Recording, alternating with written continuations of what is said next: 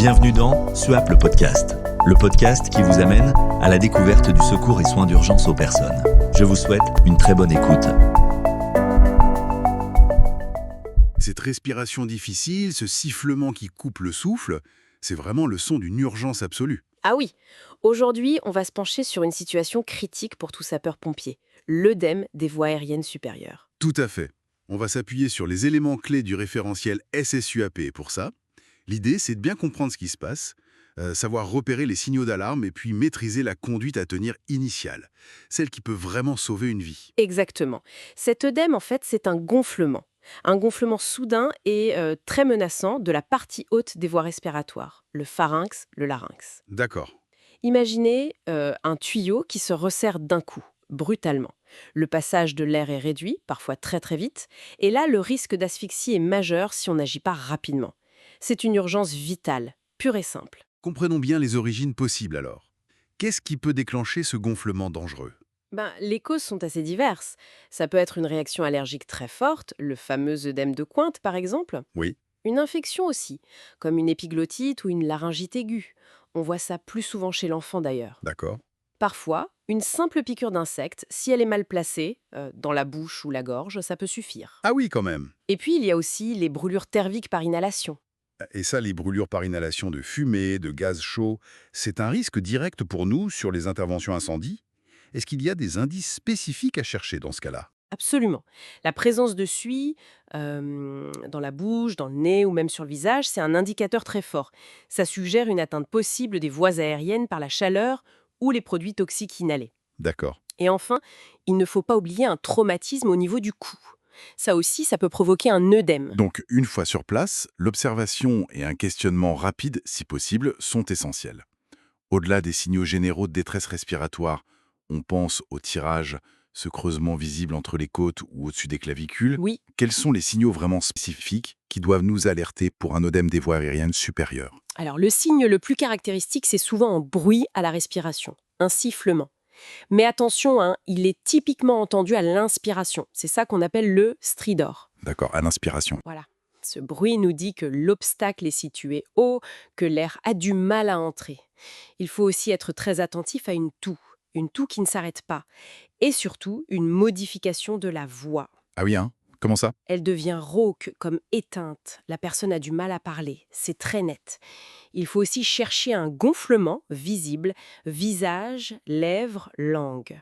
Si la cause est allergique, on peut aussi avoir une urticaire sur le corps. Ok. Face à ce tableau clinique assez inquiétant, quelle est la conduite à tenir immédiate? La priorité pour une victime consciente en détresse respiratoire, la position. C'est vraiment la première chose, impérativement assise.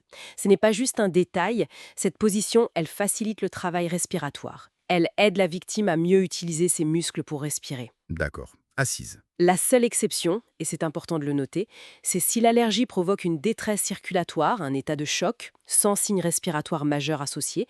Là, on applique la conduite à tenir pour l'état de choc, chapitre 7. Mais pour l'œdème avec gêne respiratoire, c'est assis. Compris. Et ensuite? Ensuite, repos strict. Il faut interdire tout effort à la victime. Et puis, l'administration d'oxygène par inhalation est souvent nécessaire. Ça, c'est selon votre fiche technique M07. Et concernant l'utilisation d'un auto-injecteur d'adrénaline, si la victime en possède un pour une allergie connue. On peut aider.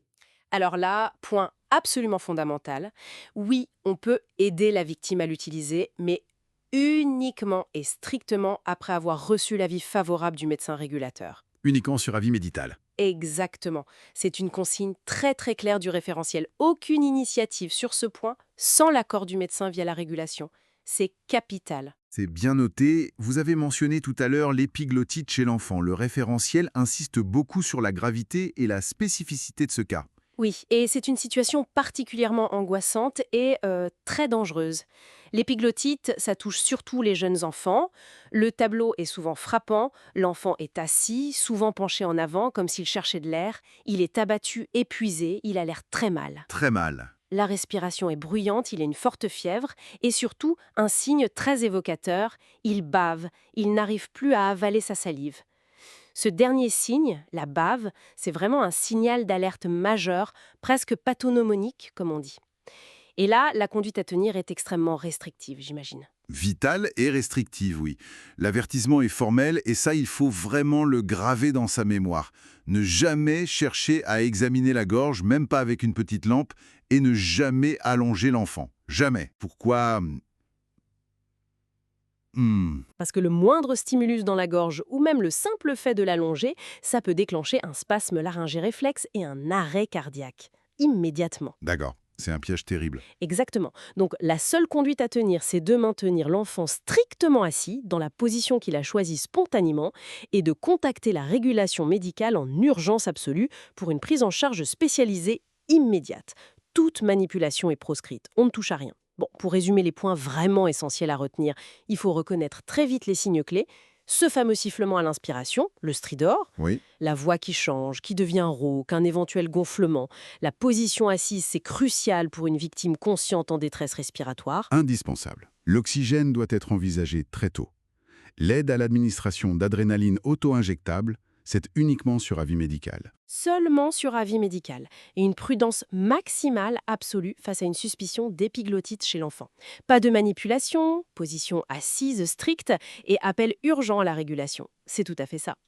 L'œdème des voies aériennes supérieures, c'est une vraie course contre la montre. La rapidité de l'évaluation et l'application correcte des tout premiers gestes sont déterminantes. Donc l'entraînement est clé. Absolument. Je ne peux qu'encourager vivement tous les futurs sapeurs-pompiers à relire attentivement les sections dédiées de leur référentiel SSUAP, les causes, les signes détaillés, la conduite à tenir précise. Et surtout, s'entraîner encore et encore à reconnaître ces tableaux cliniques lors des mises en situation pratiques. C'est la base. Et juste pour aller un peu plus loin, une petite réflexion à Gis. Pensez à comment la modification de la voix et la difficulté à parler, qui sont pourtant des signes clés de cette pathologie, peuvent paradoxalement rendre plus compliquée votre évaluation et la communication avec une victime qui est déjà en grande détresse. C'est un défi supplémentaire auquel il faut être préparé. Merci de votre attention et de votre fidélité à SUAP le podcast. À très bientôt pour un nouvel épisode à la découverte du secours et soins d'urgence aux personnes.